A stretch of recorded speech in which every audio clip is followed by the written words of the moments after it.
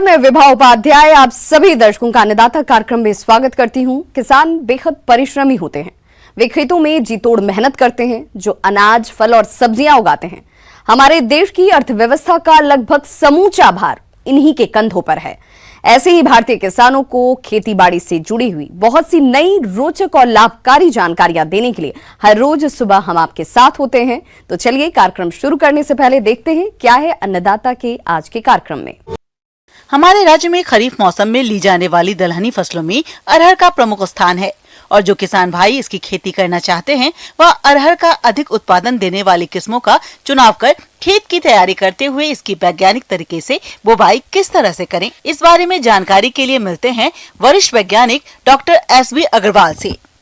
इस खरीफ मौसम की दलहनी फसलों में अरहर, जिसको तुअर भी कहते हैं, और ये दाल के रूप में उगाई जाने वाली सबसे महत्वपूर्ण फसल है, जिसका हमें भरपूर उत्पादन लेने के लिए हमारे किसान भाइयों को ऐसी तकनीकी अपनाना होगी जिससे लागत कम हो और उत्पादन में वृद्धि हो, जिससे किसान अपने आप में समृद्ध बन सके।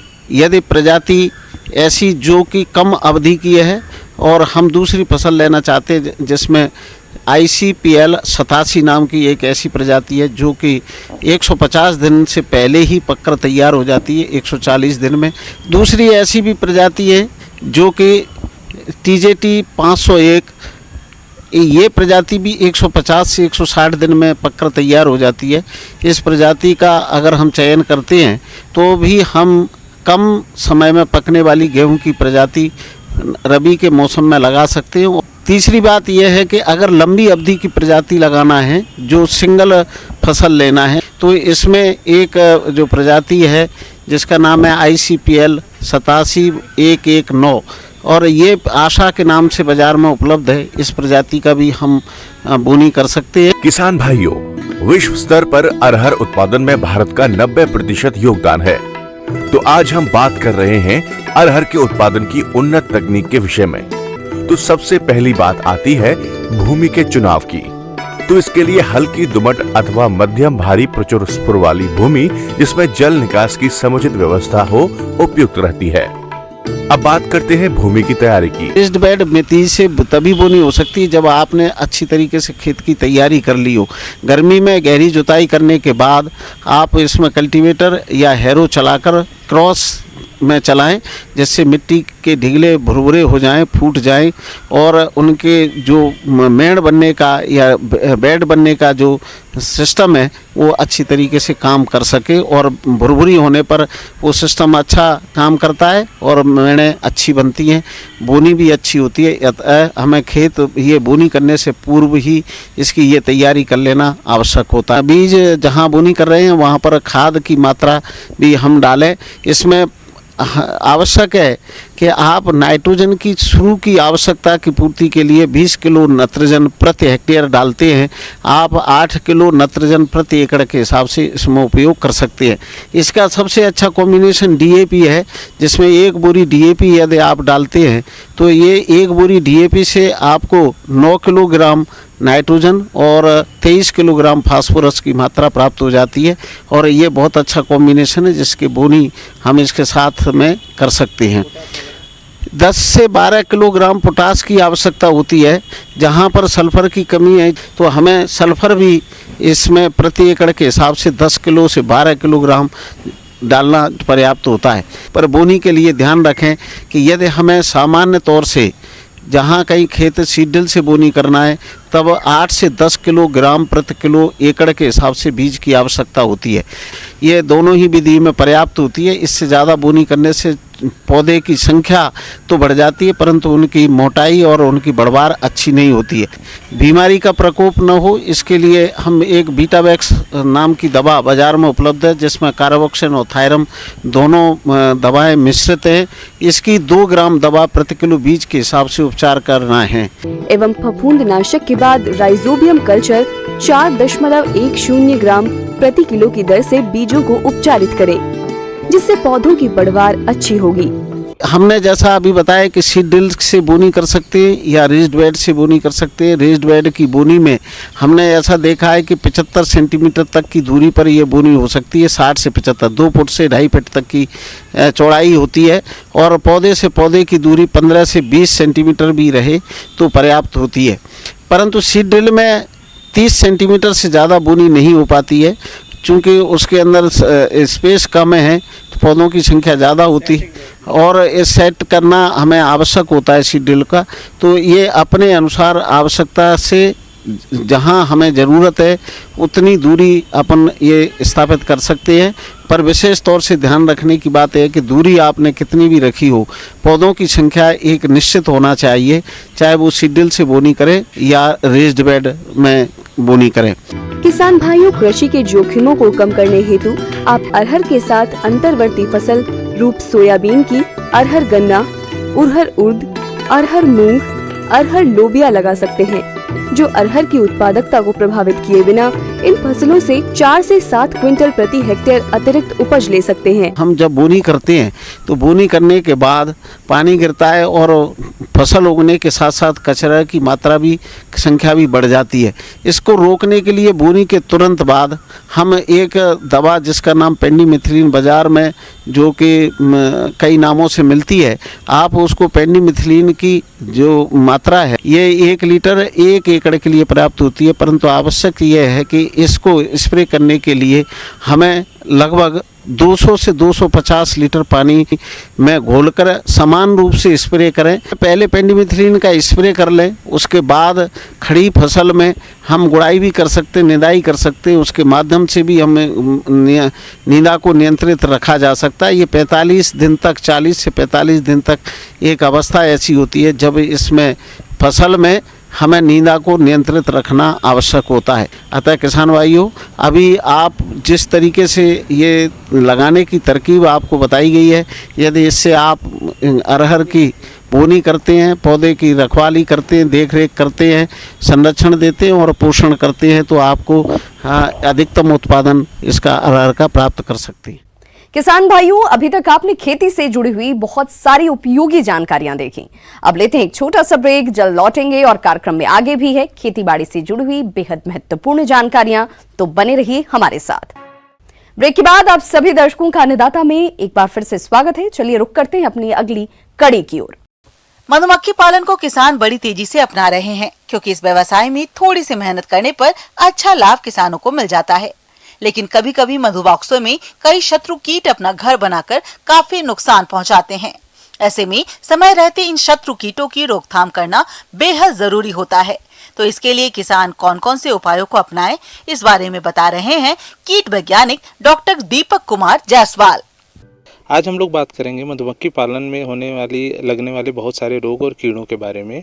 बहुत अच्छी तरह से मधुमक्खी पालन करते हैं, लेकिन उनको तमाम समस्याओं से गुजरना पड़ता है, जैसे उसमें बहुत तरह के रोग और उसमें कीड़ों के लगते हैं। तो आज हम संक्षेप में जानेंगे कि किस तरह के रोग और कीड़े मुख्यतः परेशानी पैदा करते हैं। शहद उत्पादन में आई कमी केवल पर्याप्त परागण की कमी की वजह से ही नहीं होती, बल्कि इस गिरावट की एक बड़ी वजह कीटों का प्रकोप भी है। मधुमक्खियों को कुछ जीव जैसे मेंढक, चिड़िया, छिपकली, गिरगिट आदि भी नुकसान पहुंचाते हैं।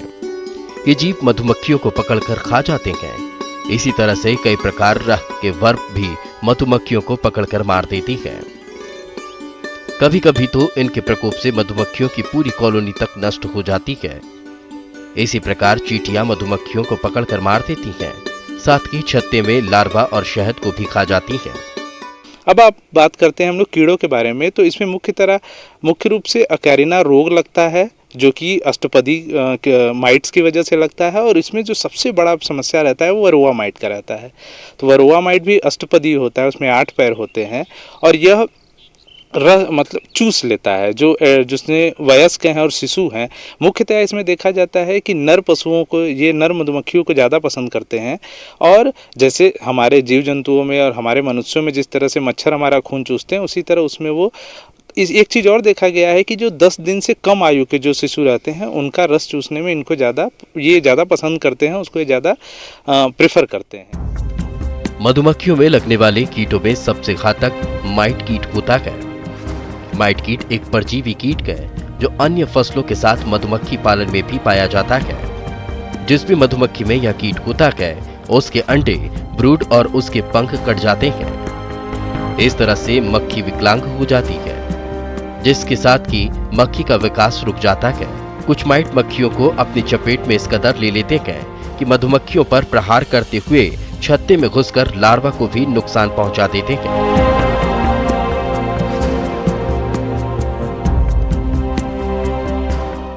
तो इसका ये उसके सिम्टम हुए और इस तरह से वो रस चूस लेते हैं, जिससे कि आगे जाकर के मृत्यु हो जाती है शिशुओं की और वयस्कों में भी। एक और कीड़ा इसमें बहुत ज़्यादा परेशानी पैदा करता है मधुमक्खी पालकों को, वो होता है मोमी पतंगा। मोमी पतंगा मुख्यतः दो तरह का होता है, एक छोटा मोमी पतंगा और एक बड़ा मोमी पतंगा। मोमी पतंगा के लिए क्या है कि ग्रीष्म ऋतु और वह ऋतु जिसमें अकाल का समय होता है, जबकि उनके पास बहुत उपलब्धता नहीं होती है खाने की, परागण की, तब उस समय उसका ज़्यादा अटैक रहता है। ये क्या करते हैं कि श्वास नली में जा करके उनको रोक देते हैं, उससे मृत्यु होती है वयस्कों में। तो मोमी पतंगा के लिए ये अंदर एक टनल बना लेते हैं, एक तरह का सुरंग बना लेते हैं और उसमें जाकर के शहद का और धीरे शहद खाने के बाद ये मोम को भी खाते हैं। मोम जो बी वैक्स निकलता है उसको भी ये खाते हैं। तो इनके बचाव के लिए बहुत सारी चीज़ें उपलब्ध हैं, जैसे कि गंधक, 1 ग्राम गंधक से हम धुआं करते हैं, उसको जला देते हैं और उसको थोड़ी देर तक धुआं करने से उससे राहत मिलता है। उसके बाद हम करते हैं कि डाइकोफॉल, एक तरह का ये कीटनाशी है, इसको हम जलाते हैं और इसके धुआं से भी काफ़ी राहत मिलता है। माइट के प्रकोप की स्थिति में 85 mg फॉर्मिक एसिड का उपयोग रुई के फाहे में एक लकड़ी की मदद से लपेटकर बक्से में रख देना चाहिए, जिससे इसकी गंध से कीटों से छुटकारा पाया जा सके। इसके अलावा ऐसी जगह जहां पर कीटों का प्रकोप ज्यादा होता है, वहां पर मधुमक्खियों को परागण के लिए पलायन न करें। माइट कीट से प्रभावित मधुमक्खियों के अंडे और लार्वा वाले छत्ते स्वस्थ मधुमक्खियों से दूर रखने चाहिए। मधुमक्खियों को भोजन में पर्याप्त पोषक तत्व उपलब्ध कराएं। मधु बॉक्सों के स्टैंड के नीचे कटोरियों में पानी भरकर रखें। इससे चींटियों का प्रकोप नहीं होगा। वर्प को पकड़कर तुरंत मार दें, साथ ही छिपकली, मेंढक और चिड़ियों से भी बचाव करें। तो इसके अलावा बहुत सारे पक्षियाँ भी है जो कि लूट ले जाती हैं, तो उनके लिए भी हम क्या करते हैं कि जो मधुमक्खी का छत्ता का द्वार है उसको छोटा रखते हैं। और हमेशा जब मधुमक्खी में जब जैसे एक समय आता है जिसमें कि अकाल की अवधि होती है, जबकि बहुत सारे फूल पौधे नहीं उपलब्ध रहते हैं, तो उस समय उनके खाने की व्यवस्था का हमेशा ख्याल रखा जाता है कि उनको चीनी का घोल हमेशा समय समय पे देते रहना चाहिए। और हमेशा मधुमक्खी पालक जितने भी, उनसे मेरा विनम्र निवेदन है कि वो इस चीज़ का हमेशा ख्याल रखें कि वो प्रतिदिन देखें और उसमें समस्या को समझें, क्योंकि वो बहुत अच्छे तरीके से समझ पाते हैं प्रतिदिन वहाँ पे विजिट करने से, घूमने से। और इस तरह का अगर उनको प्रकोप दिखे तो इस तरह के रोगों का निस्तारण करें। आगे और भी है खेतीबाड़ी से जुड़ी हुई बहुत सी रोचक जानकारियां, पर यहां रुकेंगे एक छोटे से ब्रेक के लिए, जल्द होंगे हाजिर। ब्रेक के बाद एक बार फिर से आप सभी दर्शकों का अन्नदाता कार्यक्रम में स्वागत है। बढ़ते हैं अपनी अगली प्रस्तुति की ओर। प्रदेश के अनेक किसान भाई गिलार्डिया फूल की खेती करके अच्छा लाभ कमा रहे हैं, लेकिन हमारे कुछ किसान भाई इसकी फसल में किए जाने वाले आवश्यक कार्यों में लापरवाही करते हैं, जिसकी वजह से गिलार्डिया की फसल कमजोर हो जाती है और पुष्प उत्पादन में कमी आने से किसानों को हानि का सामना करना पड़ता है। तो किसान भाइयों, आप गिलार्डिया फूल की फसल में कौन कौन से कार्यों को कब और किस तरह से करें, इसकी जानकारी दे रहे हैं डॉक्टर NK सिंह। जैसा कि किसान भाइयों आप सभी लोग जान रहे हैं, इसमें गिलार्डिया की जो फसल है वो पुष्पन की अवस्था में है। अब समय आ गया है कि गिलार्डिया की तोड़ाई शुरुआत होगी। तो ऐसे में किसान भाइयों सबसे जो ध्यान देने योग्य बात है कि गिलार्डिया की तोड़ाई एक नियमित अंतराल पे 3 से 4 दिन पे करते रहें, क्योंकि ज़्यादा घनी और कलिकाएं ज़्यादा निकलने पे कम फूल तोड़ाई की अवस्था में ज़्यादा नुकसान होता है और फूलों की संख्या कम होती है। ऐसे लगातार अगर हम तुड़ाई करते रहेंगे किसान भाइयों, तो हमें अधिक से अधिक मात्रा में फूल मिलेंगे। अभी वर्तमान में मौसम में तापमान काफ़ी अधिक होने के कारण गर्मी काफ़ी बढ़ी हुई है। ऐसी अवस्था में नियमित अंतराल पर सिंचाई करना बहुत आवश्यक है। 3 से 4 दिन के अंतराल पर लगातार सिंचाई करते रहें। जिन किसान भाइयों ने ड्रिप में टपक सिंचाई पद्धति से गिलार्डिया की खेती की है, उसमें अगर वो चाहते हैं तो वेंचुरी के माध्यम से फर्टिगेशन भी, पानी में घुलनशील उर्वरक जो होते हैं हमारे 19-19-19 आते हैं, 17-44-0 जो अलग अलग ग्रेड के हैं, NPK 19-19-19, 17-44-0, 00-50, इनको हम 2 किलो मात्रा प्रति एकड़ के हिसाब से 200 लीटर पानी में घोल के और वेंचुरी के माध्यम से ड्रिप के से चलाते हैं, जिससे कि पर्याप्त मात्रा में तरल उर्वरक हमारे पौधों को सीधे पानी के द्वारा उपलब्ध होता है। तो अगर ड्रिप की व्यवस्था जहाँ पे न हो वहाँ पे हम पानी छिड़काव कर सकते हैं। 19-19-19 जो पानी में NPK घुलनशील उर्वरक है, इसकी 15 लीटर में 100 ग्राम मात्रा प्रति टंकी के हिसाब से घोल के पानी छिड़काव करने से फूलों और कलिकाओं की संख्या बढ़ती है और फूल उच्च गुणवत्ता के प्राप्त होते हैं। किसान भाइयों, अभी आपने गिलार्डिया फूल की फसल में सिंचाई और उर्वरकों के प्रयोग के बारे में जानकारी हासिल की। अब आइए जानते हैं गिलार्डिया की फसल से अधिक उत्पादन प्राप्त करने के लिए खरपतवारों के नियंत्रण के बारे में। किसान भाइयों, गिलार्डिया की फसल में निदाई गुड़ाई भी करना अत्यंत आवश्यक होता है। अगर जहाँ पे हमारी खरपतवार की समस्याएं हैं, जिन खेतों में खरपतवार उग आए हैं, ऐसे खरपतवारों को हमें तत्काल खेत से निदाई गुड़ाई करके अलग करना चाहिए। और जो हमारे किसान भाई ड्रिप से खेती कर रहे हैं वहाँ पे तो ऐसी कोई समस्या आती नहीं है, लेकिन जहाँ हम रेला पानी से और खुले खेतों में गिलार्डिया की खेती कर रहे हैं वहाँ पे जो हमारे पानी देने के साथ में जो खरपतवार उगाते हैं, ऐसे खरपतवारों को हमें तत्काल खेत से अलग कर देना चाहिए। किसान भाइयों, गिलार्डिया फूल की फसल को कीट और रोग अधिक नुकसान पहुँचाते हैं, तो आप इनकी पहचान कर समय रहते नियंत्रण कैसे करें, आइए जानते हैं। वर्तमान में देखा जाता है कि गिलार्डिया की फसल में लीफ माइनर, जिसको हम पर्ण सुरंगा कीट बोलते हैं, ये रात के समय में पत्तियों के नीचे से खुरच के रस चूसता है। ऊपर आप ध्यान से देखेंगे तो सफेद धारियां दिखती हैं, जिसके दौरान धीरे धीरे हमारी जो पत्तियां हैं वो सूख जाती हैं, क्योंकि क्लोरोफिल अंदर से खा के नष्ट कर देता है, जिसके कारण हमारी पत्तियां सूख जाती हैं फसल की और काफ़ी नुकसान होता है। गर्मी की फसल में बहुत ही ज़्यादा अत्यंत हानि पहुंचाने वाला कीट है लीफ माइनर कीट। साथ साथ जो रस चूसक कीट है उनसे भी काफ़ी नुकसान होता है। तो जहाँ पे लीफ माइनर पर्ण सुरंगा कीट का इसमें प्रकोप हो, रस चूसक कीटों का प्रकोप हो, वहाँ पे हमें किसान भाइयों सुरक्षित दवा आती है स्पाइनोसेट 45 SC दवा का 6 ml दवा प्रति 15 लीटर टंकी में घोल के छिड़काव करना चाहिए। इसके अलावा जो इल्ली है, चने की इल्ली, जो आजकल काफ़ी प्रकोप देखा जा रहा है गिलार्डिया की फसल में, ये भी फसल में काफ़ी पत्तियों काट के और नुकसान पहुंचाती है। इसके नियंत्रण के लिए हमें इमामेक्टिन बेंजोएट 5% SG दवा आती है, सेवई के दाने की तरह होती है। ये 8 ग्राम दवा प्रति टंकी 15 लीटर पानी के हिसाब से घोल के छिड़काव करना चाहिए। किसान भाइयों, साथ साथ अभी वर्तमान में गिलार्डिया की फसल में झुलसा रोग का प्रकोप देखा जा रहा है। झुलसा रोग के कारण पत्तियां सूखने लगती हैं और पूरा का पूरा पौधा कई बार सूख जाता है। तो झुलसा रोग के प्रभावी नियंत्रण के लिए हमें किसान भाइयों मेटालैक्सिल प्लस मैंकोजेब दवा आती है। इस दवा की 300 ग्राम मात्रा प्रति एकड़ के हिसाब से छिड़काव करनी चाहिए, यानी 30 ग्राम दवा 15 लीटर की टंकी में घोल के छिड़काव करना आवश्यक है। ये छोटी छोटी बातें अगर आप अपनाते हैं गिलार्डिया की फसल में, तो आपको उन्नत तरीके से निश्चित ही अधिक उत्पादन प्राप्त होगा। और वर्तमान में एक ऐसा फूल है गिलार्डिया जिसकी हमारे क्षेत्रों में अभी वर्तमान में बहुत ज़्यादा मांग रहती है इस फूल की, और जिससे हम अत्यधिक मुनाफा प्राप्त कर सकते हैं। तो किसान भाइयों, निश्चित ही ये बताई गई समसामयिक सलाह गिलार्डिया की फसल के लिए आपके लिए अत्यंत उपयोगी साबित होगी। धन्यवाद।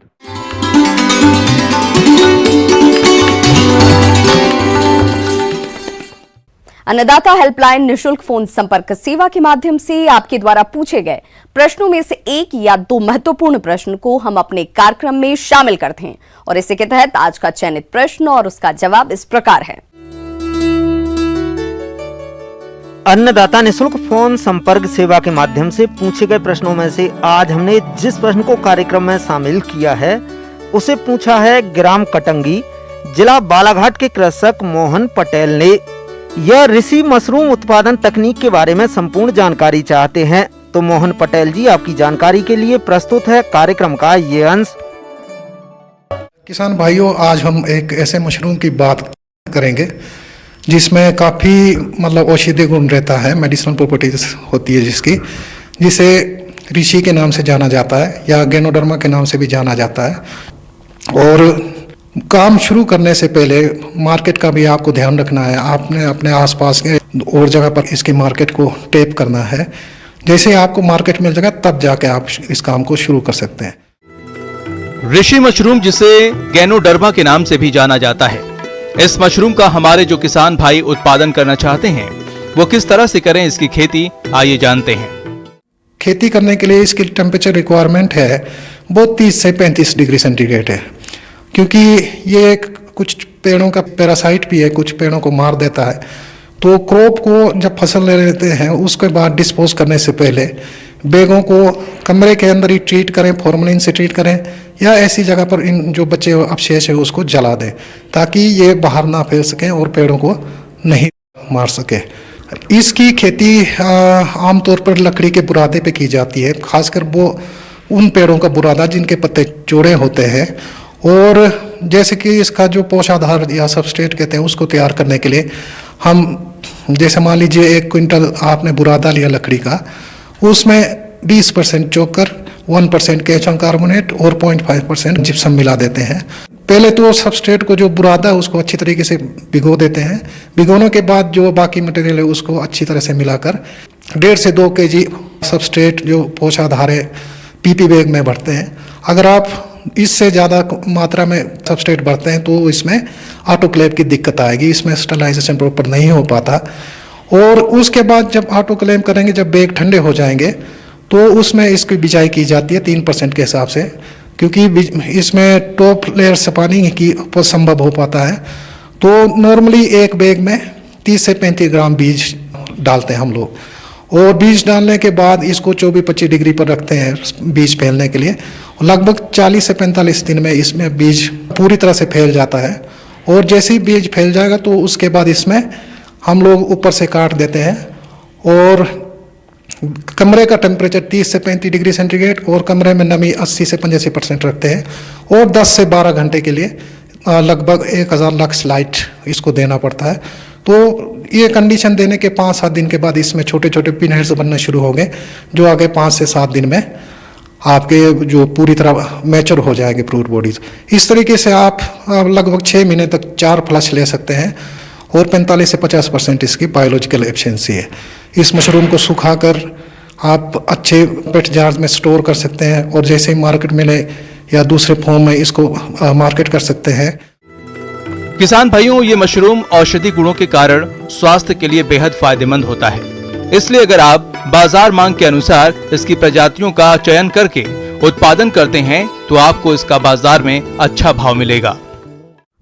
जहाँ तक इसकी रेट की बात है मार्केट में, जैसे हमारे यहाँ DMR में इसका सरकारी रेट 5000 रुपये प्रति किलो है, लेकिन बाहर में पहले 8 से 9000 रुपये प्रति किलो बेचते थे।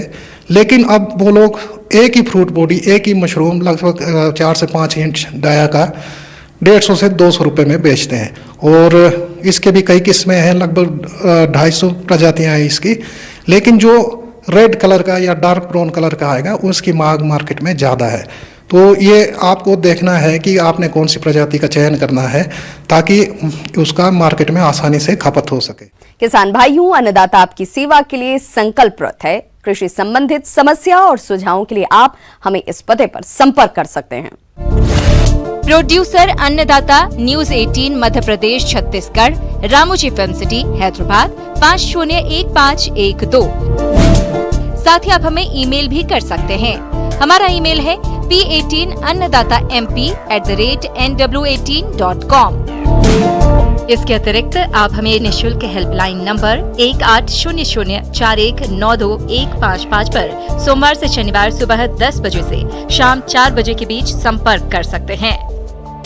किसान भाइयों, अब समय हो रहा है आपसे विदा लेने का, तो हमारी अन्नदाता टीम को दीजिए इजाजत। कल फिर से होगी आपसे मुलाकात कृषि संबंधित कुछ और महत्वपूर्ण जानकारियों के साथ। नमस्कार।